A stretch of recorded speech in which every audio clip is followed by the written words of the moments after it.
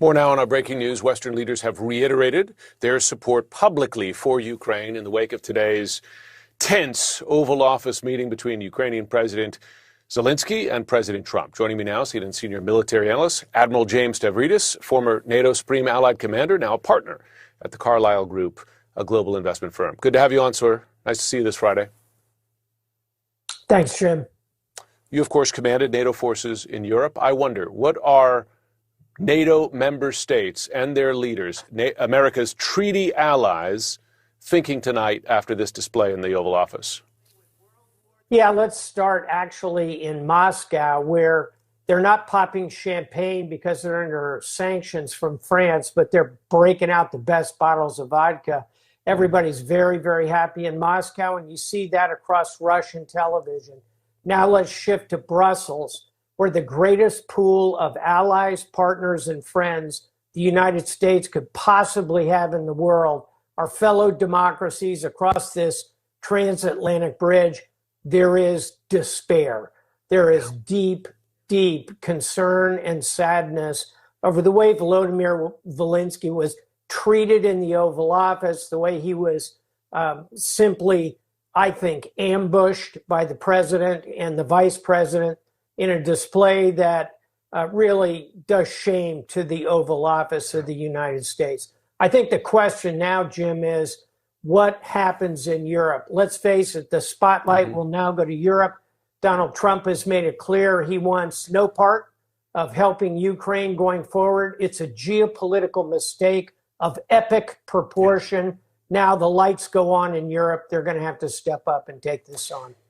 As you know, Trump has not just warned Ukraine it's in effect on its own. I mean, he said that to Europe effectively. And the way European leaders are taking that, Friedrich Merz among them, soon to be Chancellor of Germany, is that they cannot rely on the U.S. to enforce Article 5 of the NATO treaty. Is that a fair concern on their part? Has Trump effectively, if not by signing a document, removed the U.S. from the alliance? I think we are headed possibly, I don't want to overstate this, I don't want to be overly dramatic, but we could be looking at the last days of NATO. And this is a gut issue about who are you going to support? A democracy that's under attack, or are you going to support a dictator in Moscow?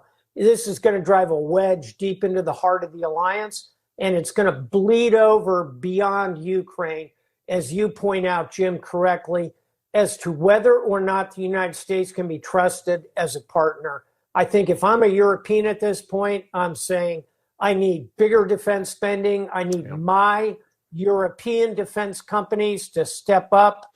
I need to build a European armed forces. I need a command structure outside of NATO, perhaps embedded in the European Union. We could see the end of NATO and the start of what might be called the European Treaty Organization, ETO. Is the U.S. safer or less safe without NATO? We are less safe on the most pragmatic possible sense. Right now, our defense budget is $900 billion.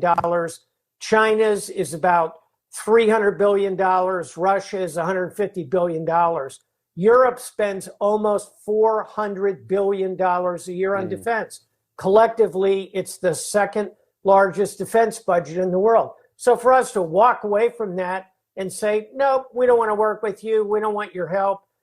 We don't need those security pacts that we have. It's a huge pragmatic mistake, even before you get to the fact that the Europeans are the other nations who believe in democracy, believe in liberty, believe in freedom of the press, believe in all of the values that we hold.